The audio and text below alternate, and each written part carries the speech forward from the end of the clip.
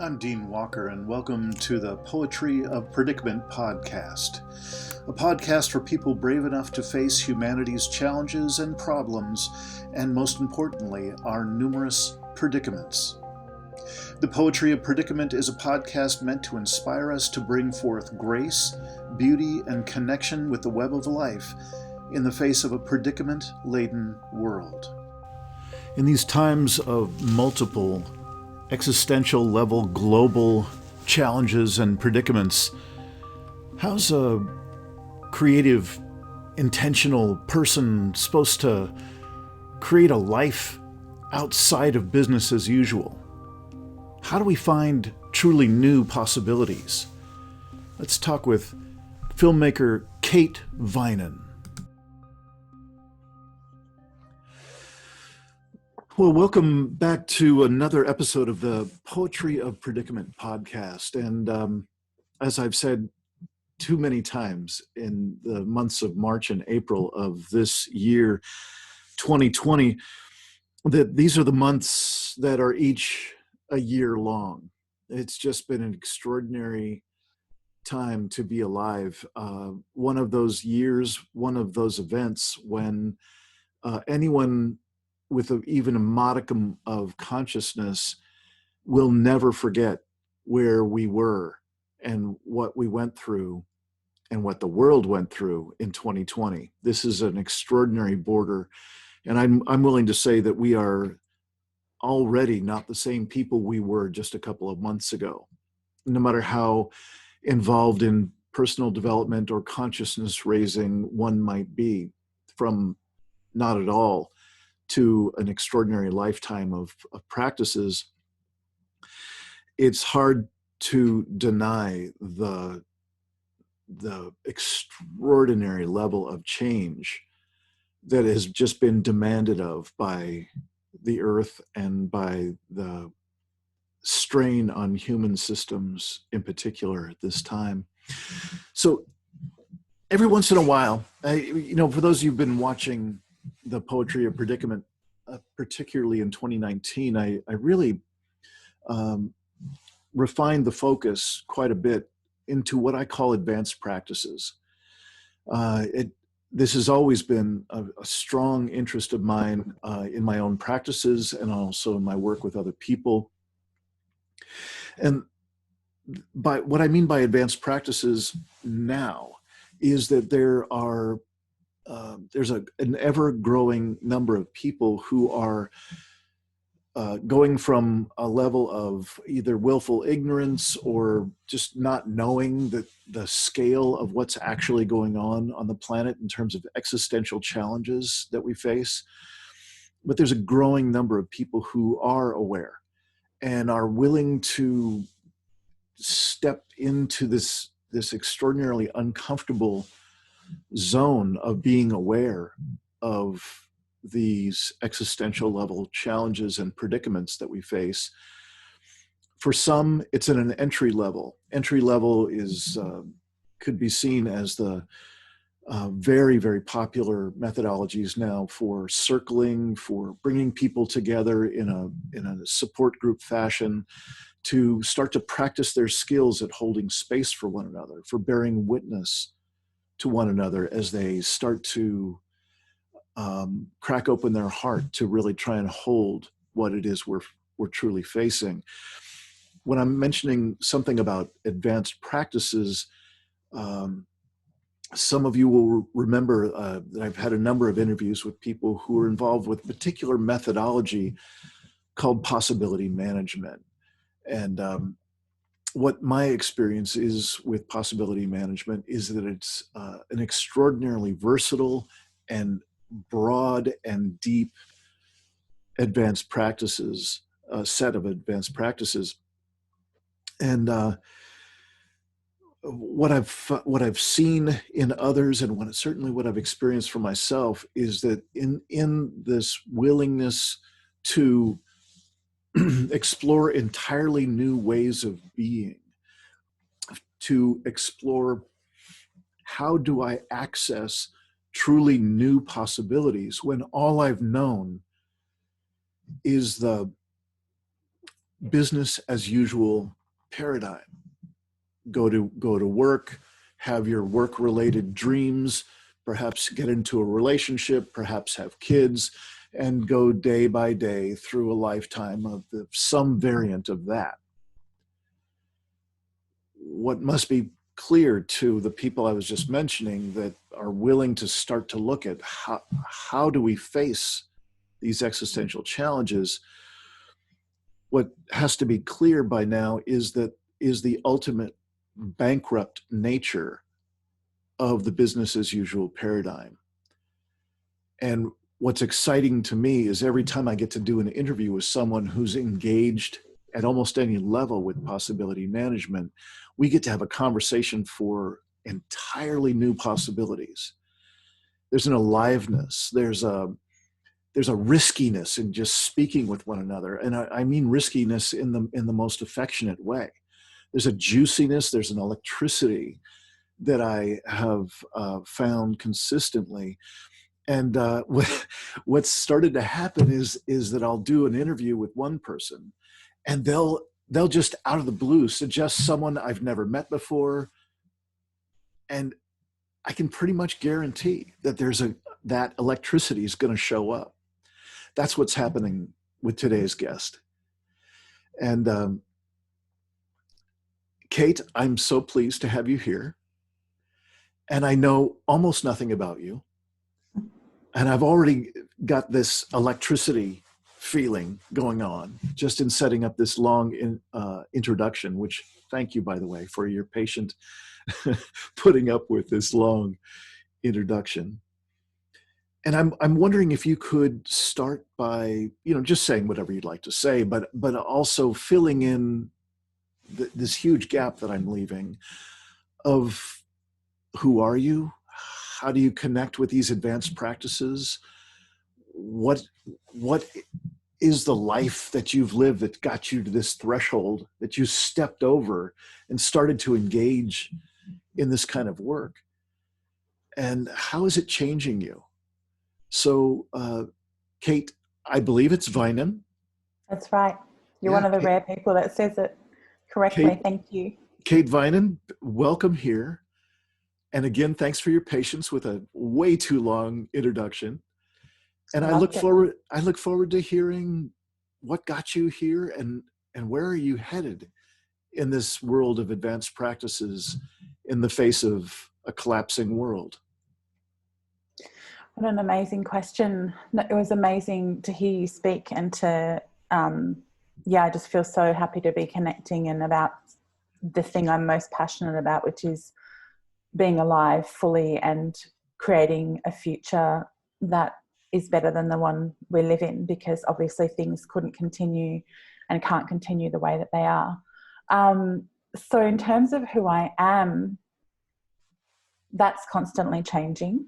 And the work that I do with possibility management is really rich in making that happen, probably at a much faster rate than it had done before.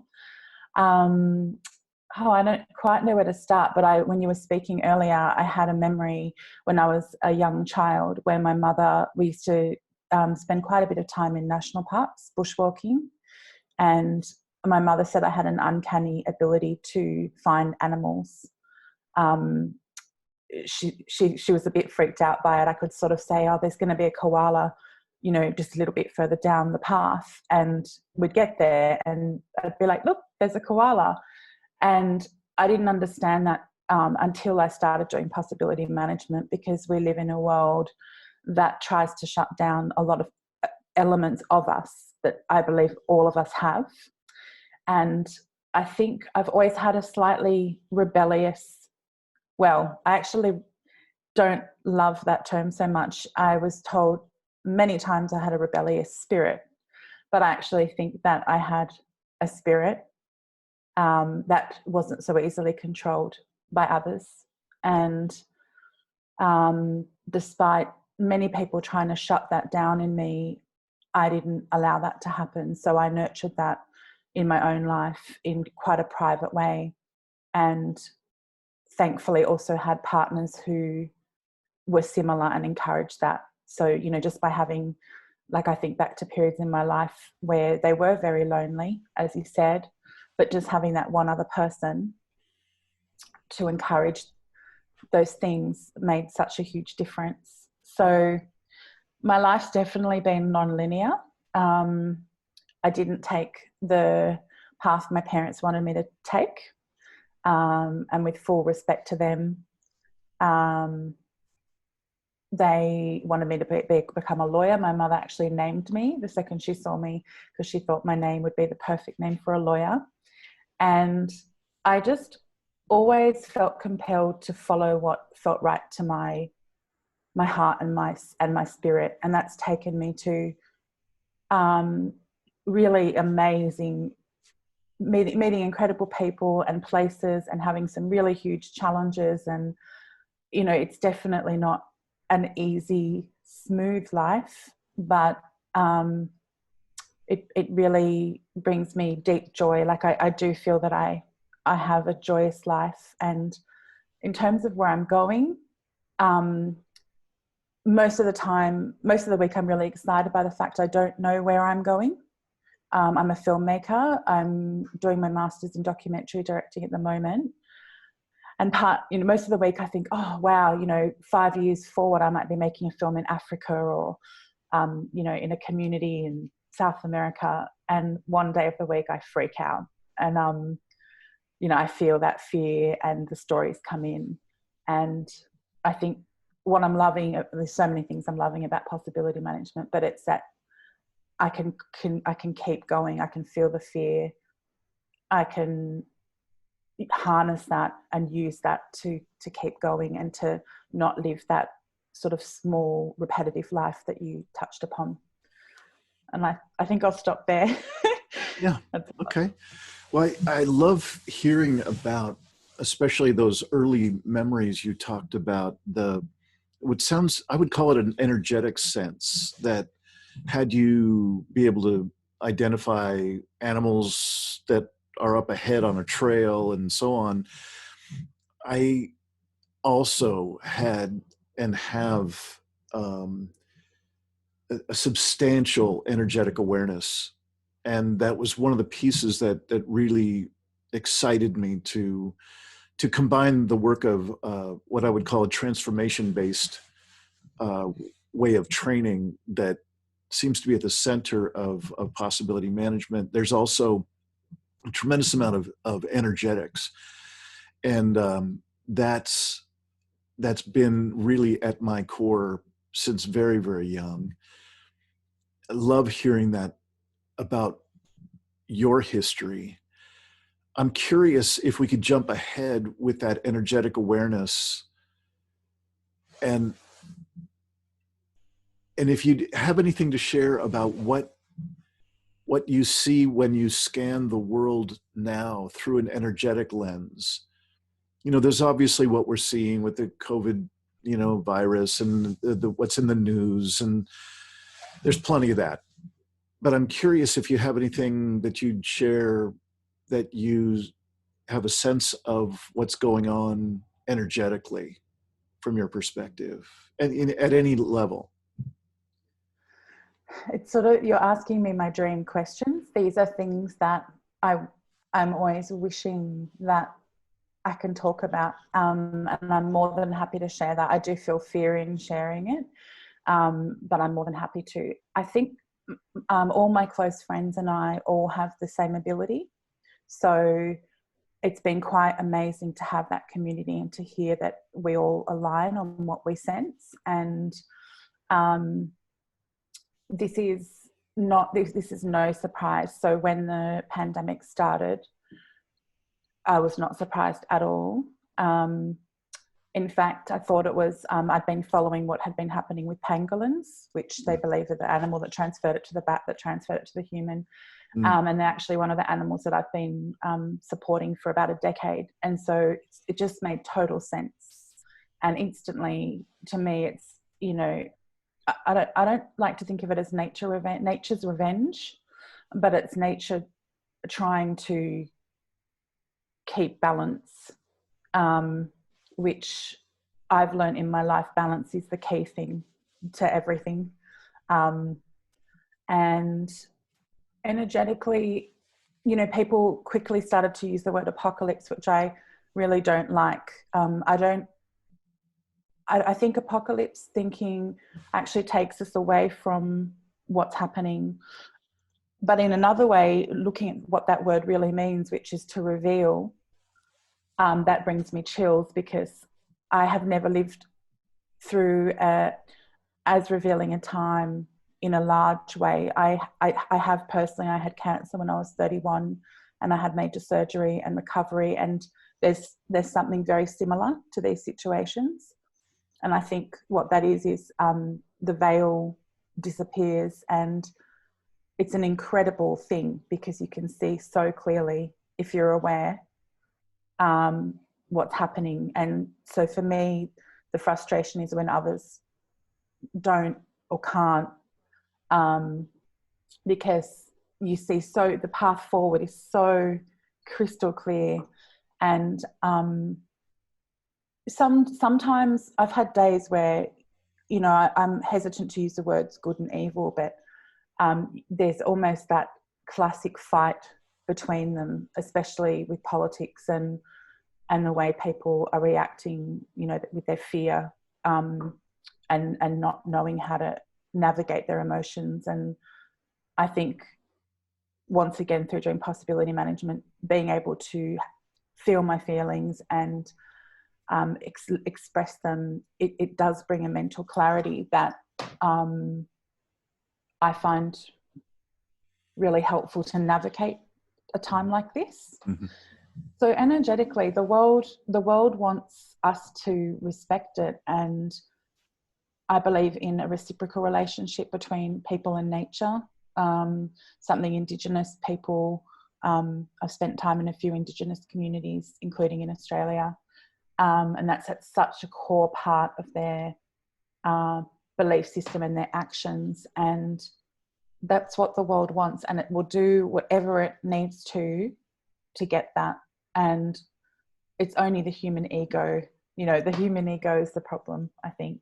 That we are people thinking that they're the top of the food chain, and that the world is theirs, and that forest over there is for our use. That it's that sort of thinking that is problematic. Yeah. You mentioned that you have some friends that seem to have some similar attributes, some similar skills or capacities to what you're describing in yourself. And I'm curious, not just in your circle of friends, but maybe starting there, what are you seeing in terms of people that you're aware of, people in your family, people in your neighborhood, people you associate with?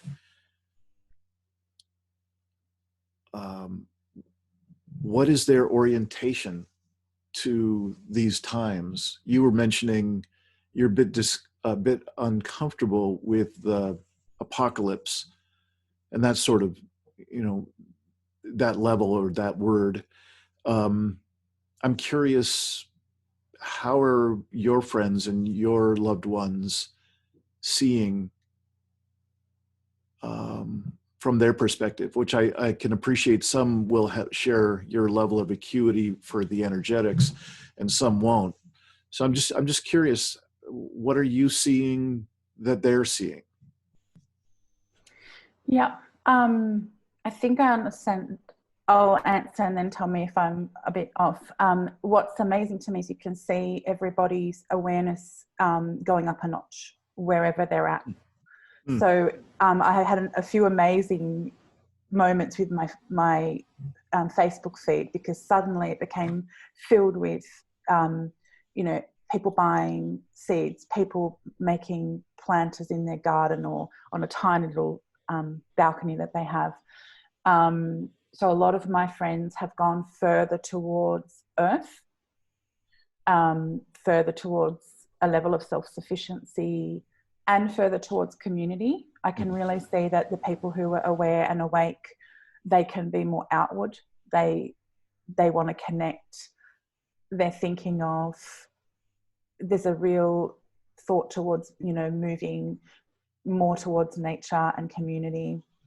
And in terms of other people, there are people who have gained slight awareness.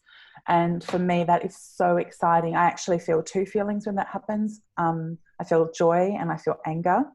And I'm getting better at, you know, not expressing the anger in that space so that people can have that space to step into where they're thinking about the earth in a way. You can see them connecting to that energetic part of themselves that knows the truth and that doesn't deny it. And then there's a few people I know who are really in denial. And, you know, it obviously is a fear response, and I'm still learning how to navigate that. But it's pretty amazing to watch that shift of awareness. And I think it takes something catastrophic. When I had cancer, my life needed to change in many ways. And I don't know if I'd ever have been able to make those changes without that external pressure. So I can really see the positive in this situation. I hate that people are sick and dying. You know, it reveals how unfair society is, how much the structures don't work. Yeah. So that's really exciting, because then it shows you so clearly this hasn't been working. We can change it. And these are the ways that will make things go well and have a good outcome in the future. Yeah. Kate, I so appreciate you speaking about that part of your history, and particularly with the cancer as a motivator, as a catalyst for your experience.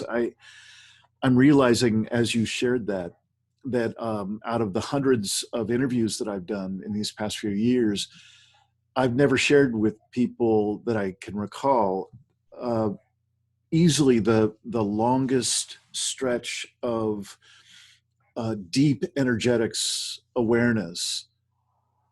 And I actually have come to call that state grace. I certainly didn't coin the phrase, but it just seems like it's the closest fit to what that state tends to be. It is an extraordinary reconnection at almost every level with web of life itself. And there's a unity in it. There's a love in it that I don't know how to, it's a bit ineffable.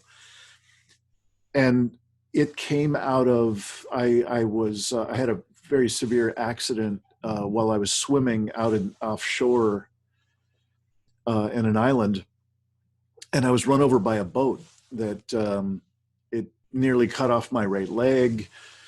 It was quite traumatic, and I was laid up with the recovery of that for about 4 months, and then lots of recovery more after that. But I would agree that yes, that was a terrible accident to happen. I wouldn't wish it on anyone. I certainly wouldn't wish it on myself. But it is one of the top experiences in my life in terms of truly transforming me. You know, it gave me a permanent access to that state of grace that I can call up at will. And what I can say is that given my sensitivities in the world and what I know to be so in the world, I would not be alive right now if I didn't have that access to grace. That it is what allows me to dissipate the cognitive dissonance of knowing what we're doing to ourselves and to the planet and to our fellow earthlings, beyond human earthlings. I wouldn't be able to hold that, what we're actually doing, with the knowing the preciousness of life. Oh, I feel like crying. I just felt such sadness. What a beautiful way to put that. Yeah. That is really beautiful. So it's that access to grace that allows me to hold our deep, dark, and sometimes vile shadow with the beauty, being able to share the perception of this miracle that it is to be alive, and to hold them in the same breath.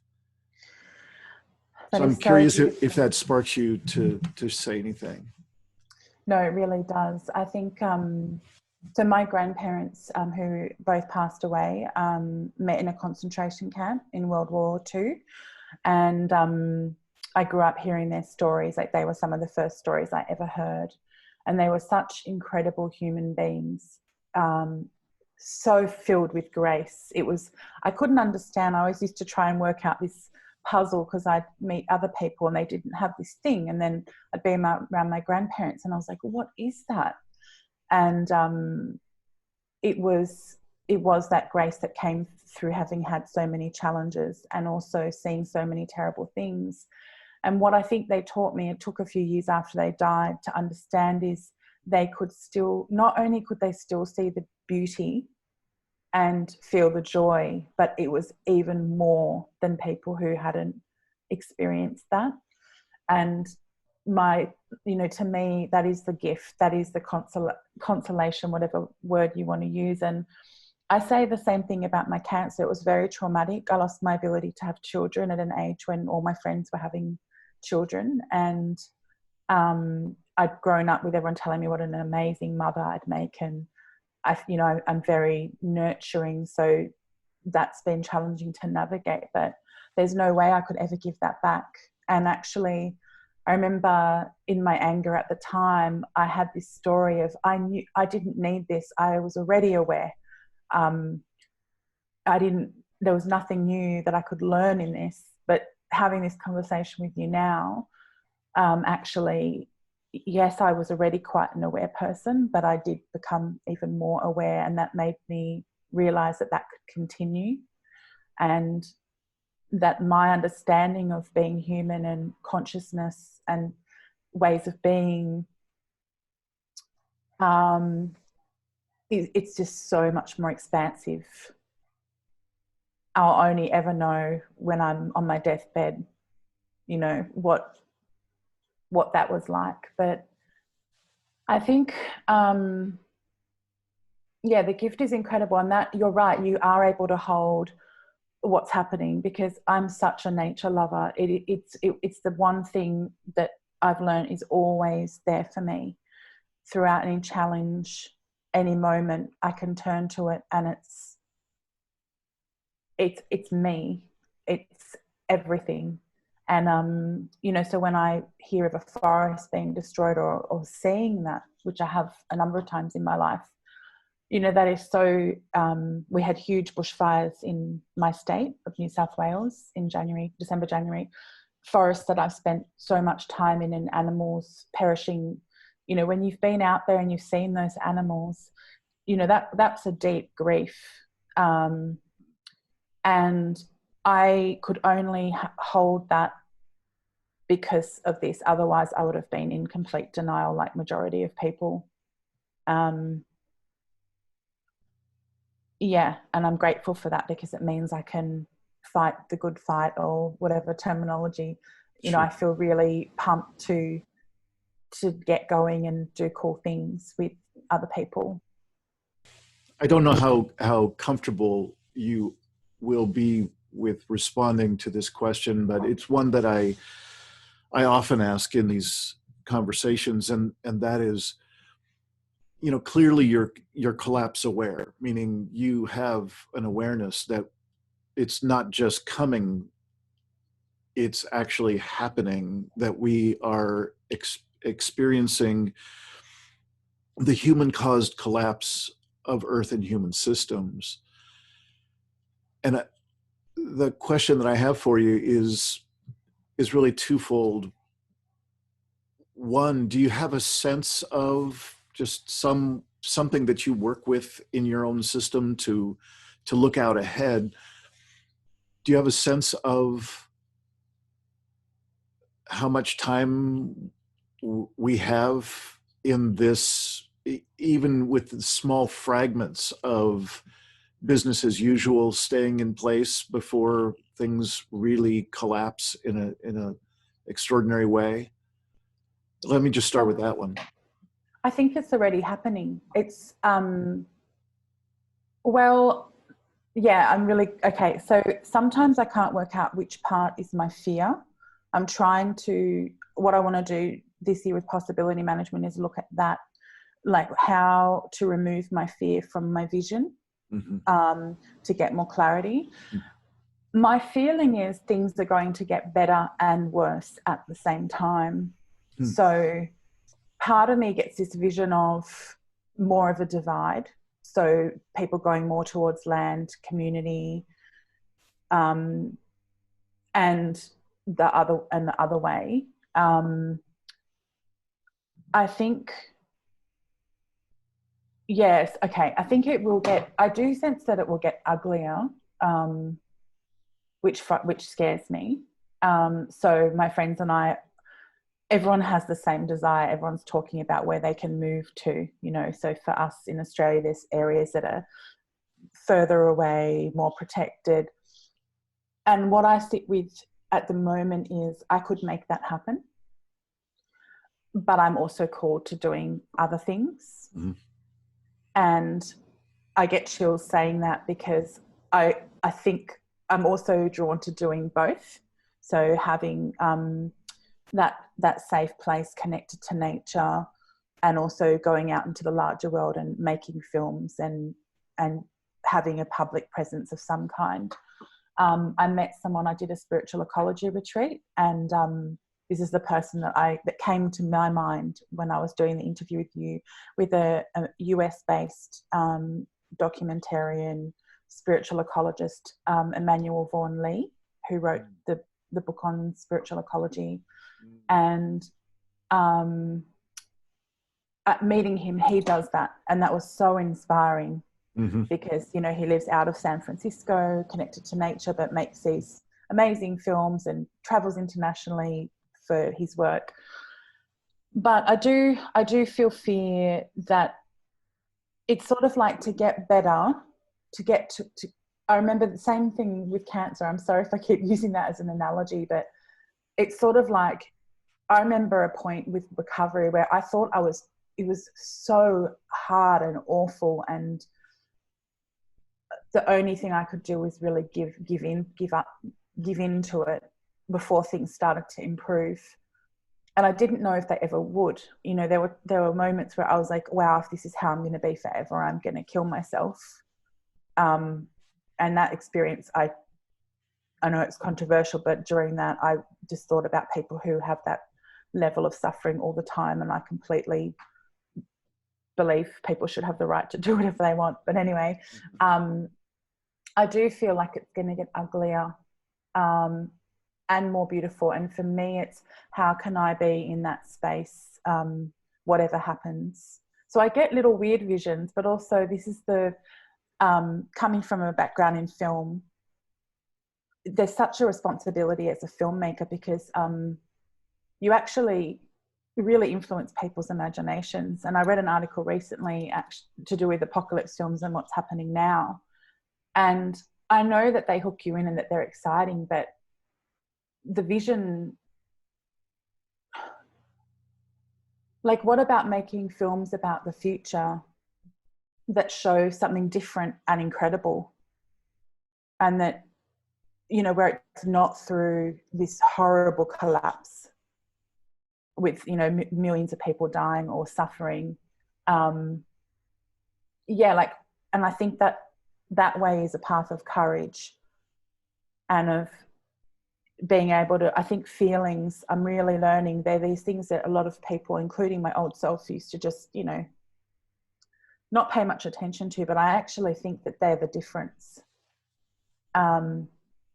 Because that's where courage is found, in that understanding of fear, and actually all of them.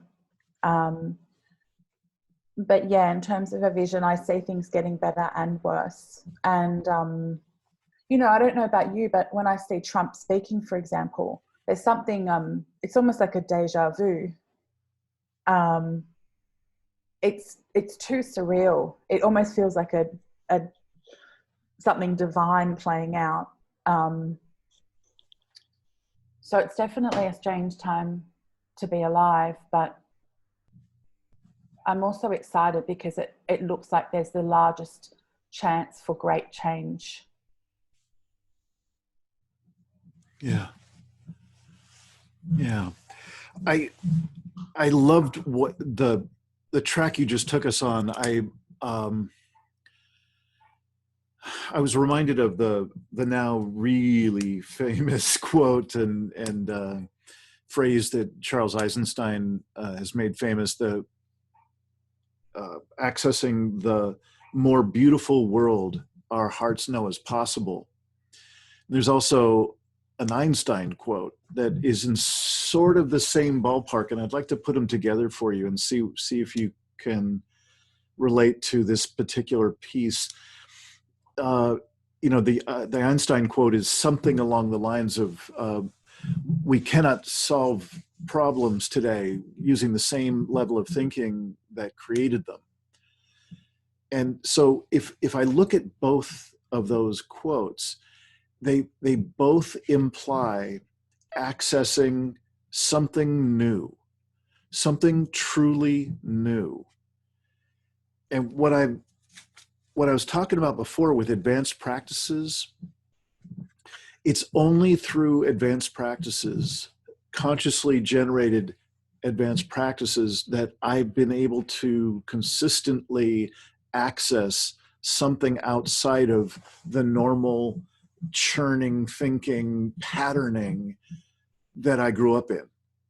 And I'm willing to say that that's all most of us do all the time, is just churn in that patterning that we learned from our parents, that they learned from their parents, and so on. It is the business as usual model, and it has been firmly stamped into our systems. And it takes some serious work to shake some of that off and to be able to access something that even remotely resembles the more beautiful world that our hearts know is possible.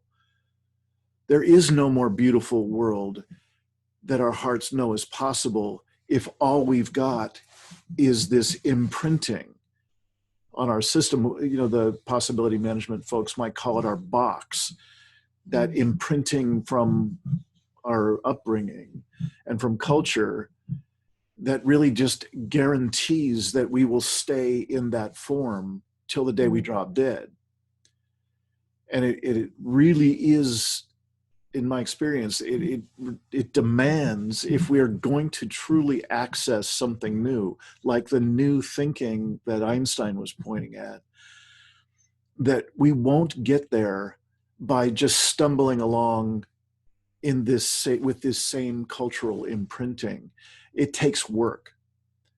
It takes some serious work. I don't know about you, but having done not only the possibility management kind of advanced practices, but I've really, for my lifetime, been in a number of different lineages, and all of them are rigorous as hell.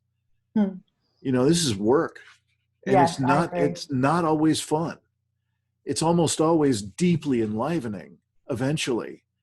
But man, you know, just speaking for my own self, I've had to drag my own ass through some swamp to get to the other side, to get to that more aliveness.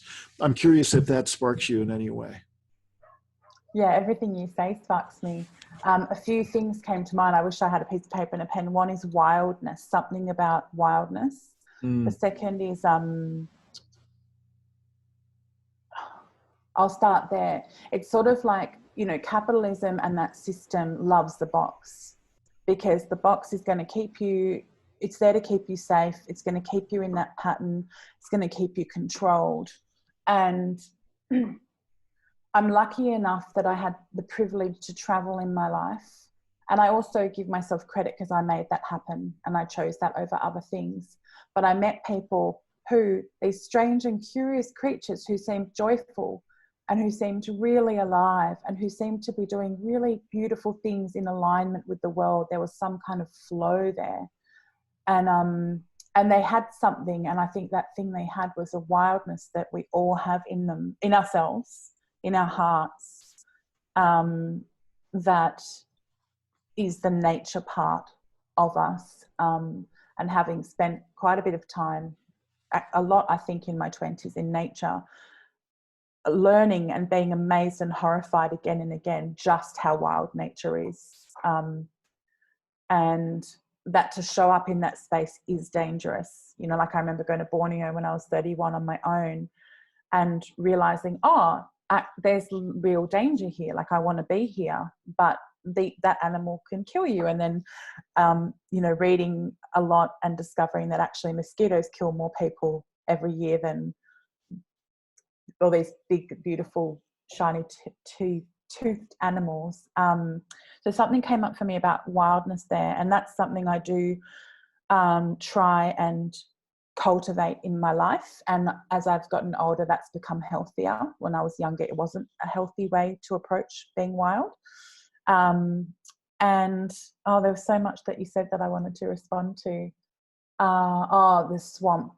I think what I've learned, it is work, but I'm a little bit, I can't imagine not doing it now. It makes life so much juicier, and my connections, something mystical is happening. You know, even in this conversation, I'm meeting people. The world is meeting me in a way now that it didn't before.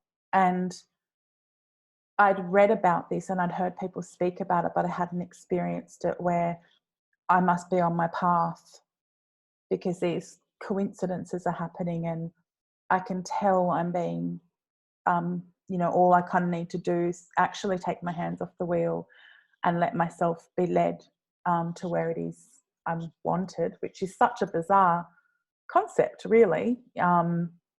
What is that?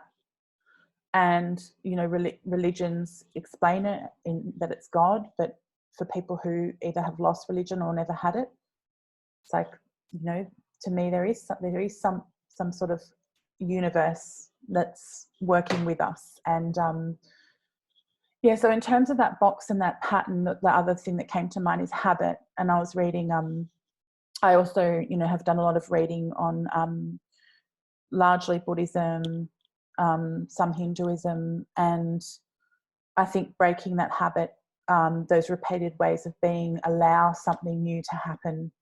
And as much as we need to do that on an individual scale, we need to do that on a larger scale. And to me, I've always had a clear vision. I think this is what's been, I haven't voiced this much, but the struggle I felt in my life is I look at the world and I see how it could be.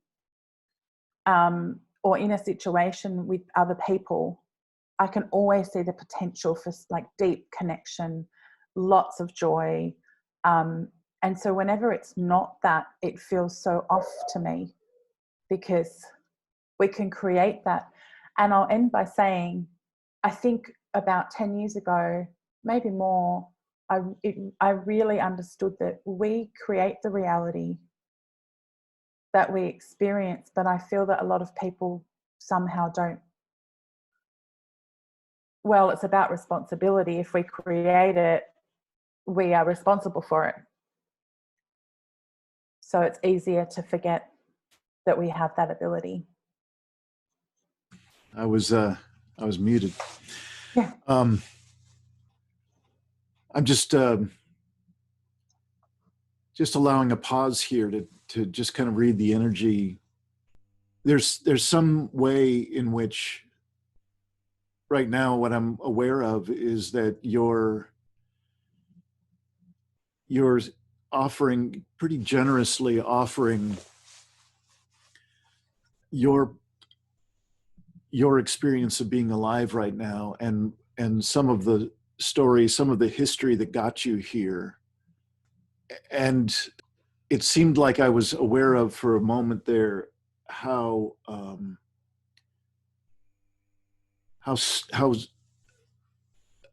actually profoundly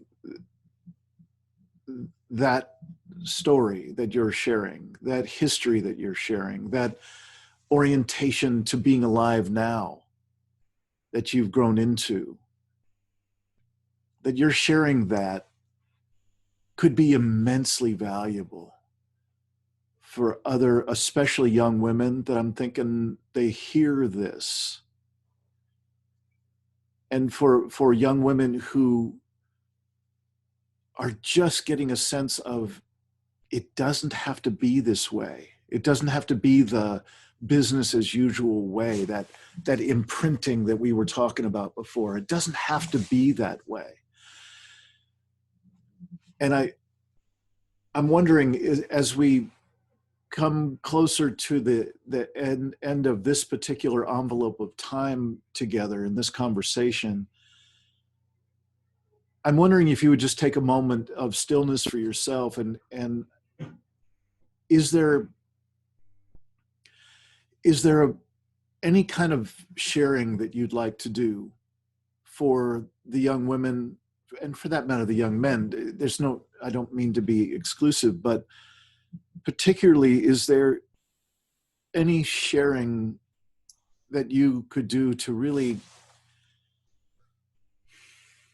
offer some sort of a bridge if they're new to the conversation?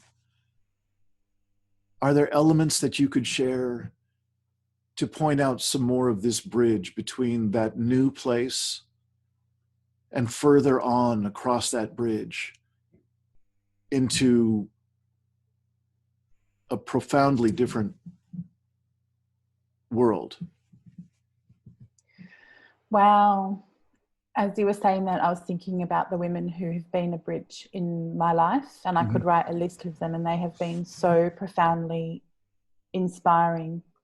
I think as a woman, I think things are different, and I'm really joyous for younger women now.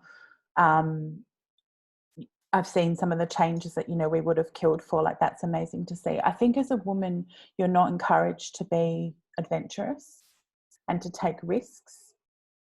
There's so much around how you should be to be attractive to a man.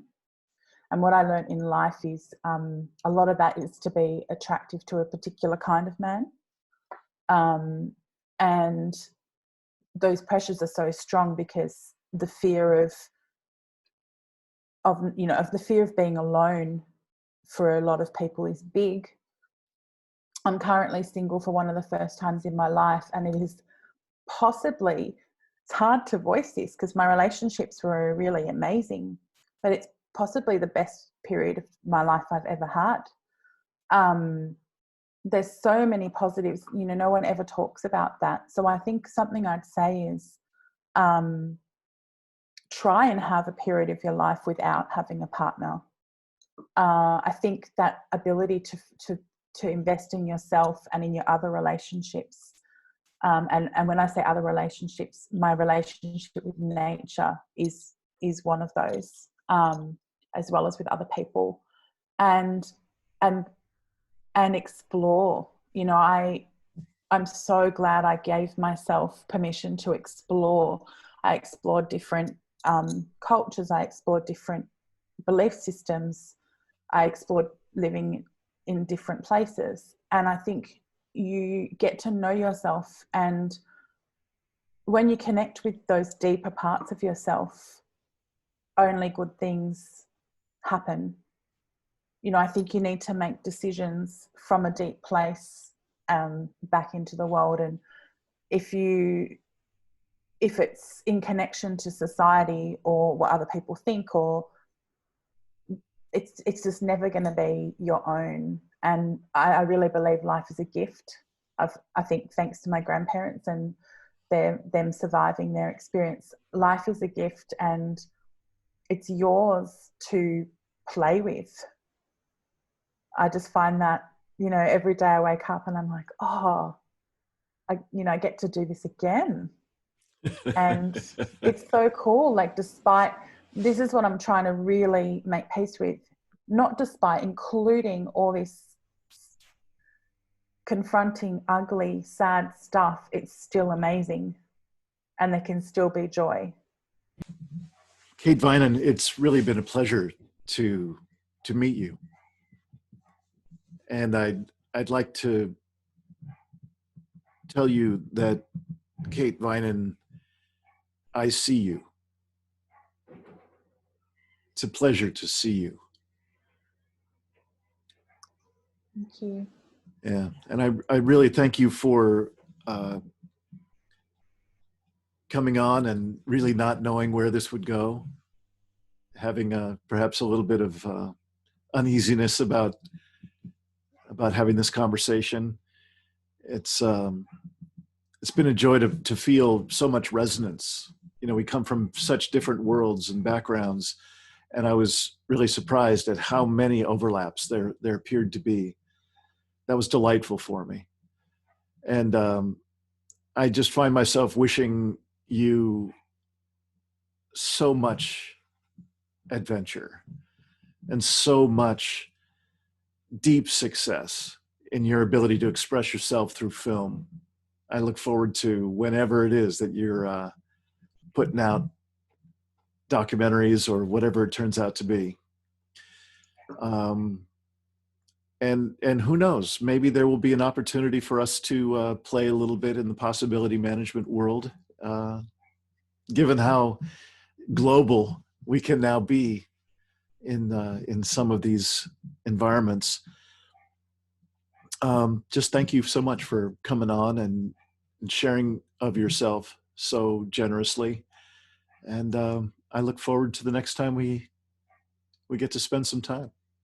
Thank you so much, Shane. I've had such an amazing time.